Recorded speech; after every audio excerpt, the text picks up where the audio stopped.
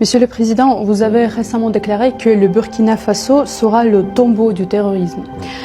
Imposez-vous des délais concrets pour le vaincre complètement et comment voyez-vous la future aide de la Russie en ce qui concerne ceci, l'un des axes principaux du partenariat russo-burkinabé? Je l'ai dit parce que le Burkina Faso, nous travaillons à ce que aujourd'hui il y a beaucoup de criminels qui le recrutent pour venir combattre le Burkina Faso. Ce n'est pas du terrorisme, je ne sais pas comment qualifier ça, c'est de la criminalité. Ce sont des bandits qui ont été armés par les impérialistes pour nous déstabiliser, pour nous maintenir dans la guerre permanente, pour nous exploiter. Et donc, je l'ai dit, nous travaillons sur le Burkina Faso sur le combat du terrorisme. Il faut que lorsqu'on recrute quelqu'un pour venir combattre le Burkina, qu'il préfère se suicider. Et ça va arriver. Parce qu'on les équipe, on les forme, on leur donne la technologie, ces criminels-là, mais nous nous adaptons permanemment. Actuellement, nous sommes dans une phase assez particulière. Ils ont acquis de nouvelles technologies, de nouvelles techniques de combat et tout. Et grâce donc au soutien de ces impérialistes-là, maintenant, nous avons étudié la situation et nous allons avoir la réponse tout de suite face à tout ça. Donc vous allez le voir. Le terrorisme va finir, je ne veux pas donner un délai, mais le terrorisme va finir très vite, aussi vite qu'on le peut. Et la Russie, tout ce que nous demandons, c'est surtout l'apport, je dirais, intellectuel. Voilà, aider à former intellectuellement sur notre industrie militaire qu'on devons développer et aider à former les jeunes gens sur tout ce que nous pouvons développer pour faire face à cette guerre-là. C'est cette partie qui nous intéresse le plus. Et plus concrètement, quel matériau, peut-être quel équipement vous intéresse le plus? Déjà, je peux dire merci parce que la Russie fait partie d'un de ces rares pays dans ce monde-là qui a pris du matériel militaire pour venir nous donner pour faire la guerre. Donc ça, c'est significatif. À part la Russie et la Chine, il n'y a pas personne, sinon même pire. Ailleurs, on veut payer, même on refuse de nous vendre. Mais là, ils ont compris qu'on est en guerre. La Russie aussi mène son opération spéciale. C'est que ce n'est pas possible. Aussi, dans ça, ils ont pu prendre du matériel pour venir donner au Burkina Faso. C'est très important. Mais c'est comme je l'ai dit, la Russie contribue à nous former. Tout ce qu'on paye, comme l'emploi de tout ça. Mais nous voulons continuer à développer donc l'accompagnement de la Russie. C'est une grande avance dans le monde, je dirais, en matière d'armement. Donc, nous devons faire cette collaboration. Donc, cette dernière année a été marquée par de grands changements pour le Sahel et pour chacun des pays de l'AES particulièrement, dont par exemple la rupture définitive avec la CEDEAO et l'adoption également de ses propres symboles, comme le drapeau commun. Dans ce contexte, comment décririez-vous le Burkina Faso d'avant et d'après, et comment évaluez-vous l'Alliance des États du Sahel comme un format de coopération régionale? Y a-t-il des projets d'élargissement probablement? Oui. Pour comprendre l'AES aujourd'hui, il suffit de regarder la jeunesse africaine. Je pense que la jeunesse africaine a espoir que c'est un modèle d'union. Et nous, dirigeants de l'AES, ça nous donne une pression. Et nous devons réussir. Parce que l'Afrique a besoin maintenant de s'unir. On était dans une organisation qui était censée être une organisation où il y a la solidarité, la coopération, l'entraide et tout. Mais on ne peut pas être dans une organisation où vous dites frères, et à un moment donné, on coupe l'électricité pour que les malades meurent à l'hôpital, que l'économie s'arrête. On ferme les banques pour que vous ne puissiez pas avoir accès à quoi que ce soit. Vos transferts pour acheter le minimum vital, les médicaments et tout, on a empêché ça à certains peuples sahéliens. On a même formé une armée pour venir combattre les peuples sahéliens. Pendant que le terrorisme sévit depuis des décennies, ils sont incapables de lever un seul soldat pour venir combattre. Ça, ce ne sont pas des frères, il ne faut pas se voiler la face. Et ça, ce ne sont pas les peuples, ce sont les dirigeants. Sinon, les peuples, quand vous regardez, même ces pays de la CEDEAO et tout, les peuples soutiennent et comprennent l'élan de l'AES. Donc ça nous réconforte à nous structurer, à être un modèle pour qu'à l'avenir, ça puisse s'étendre. Voilà. Mais pour s'étendre, nous avons besoin d'asseoir des bases fortes. Et c'est ce que nous sommes en train de faire actuellement. Donc voilà un peu ce qui a mené à se retirer et à se structurer pour se relancer. Monsieur le Président, pour beaucoup en Afrique, vous êtes plus qu'un président d'un pays, en fait. mais l'incarnation de renouveau panafricanisme. Pourquoi l'Afrique a-t-elle aujourd'hui tout particulièrement besoin d'un, si je peux dire, nouveau Thomas Sankara? Qu'est-ce que cela vous fait, en fait, d'assumer toute cette responsabilité à seulement 37 ans? L'âge n'est pas important, mais c'est de la pression, je peux dire. C'est de la pression, il ne faut pas prendre ça, en faire de la folie, de grandeur.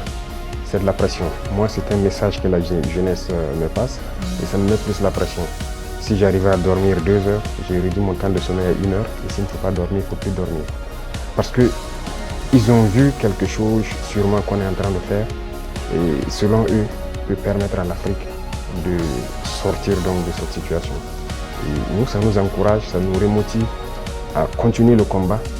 C'est pourquoi je dis que c'est une pression, c'est une très lourde responsabilité.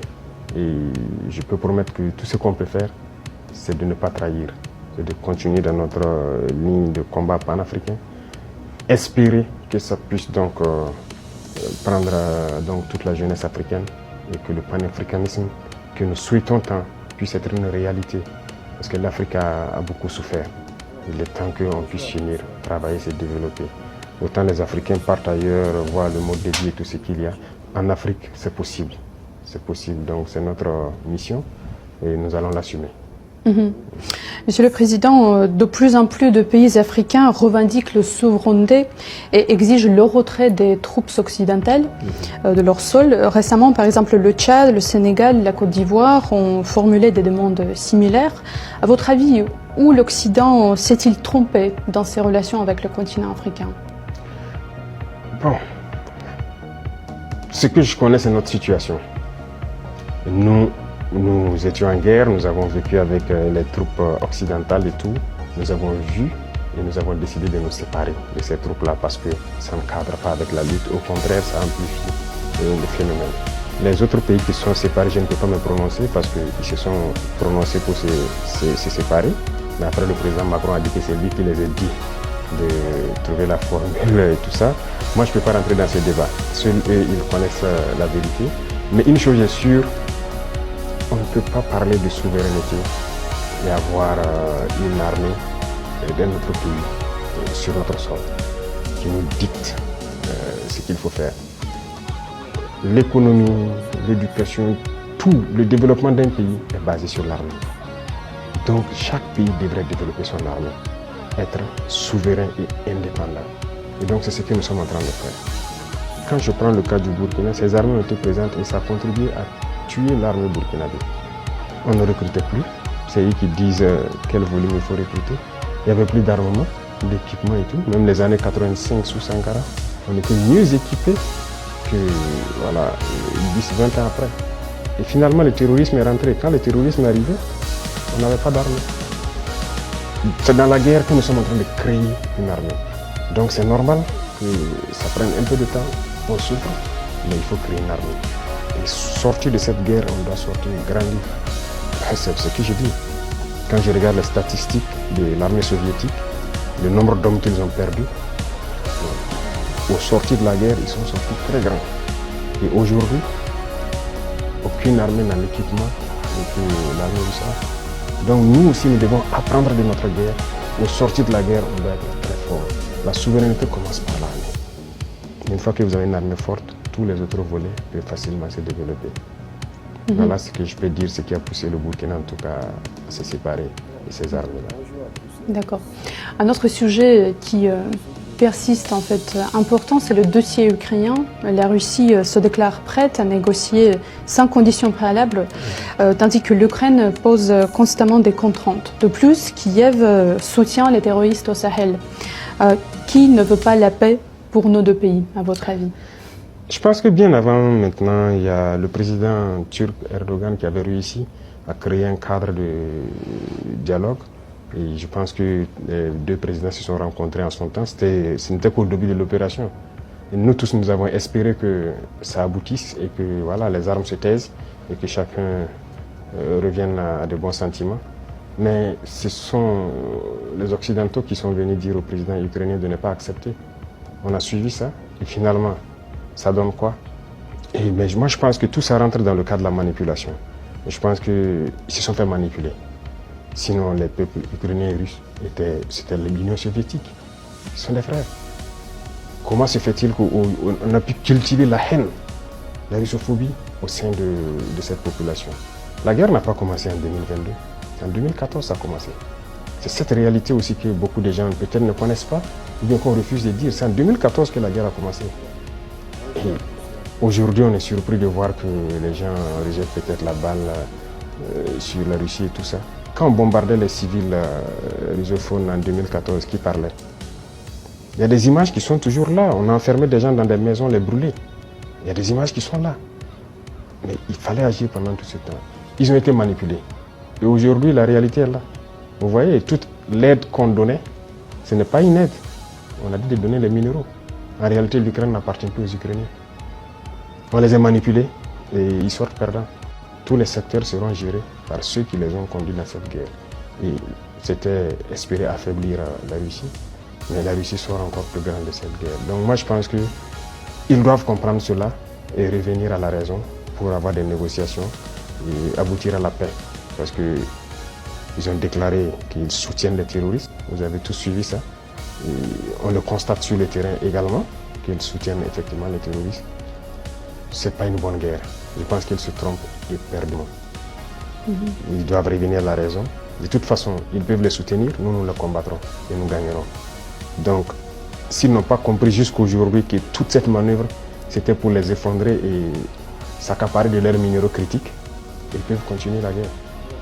Donc voilà ce que moi je peux dire sur la situation. Chaque peuple doit comprendre qu'il faut éviter de se faire manipuler et rentrer dans une situation très compliquée. Voilà un peu ce que je peux dire.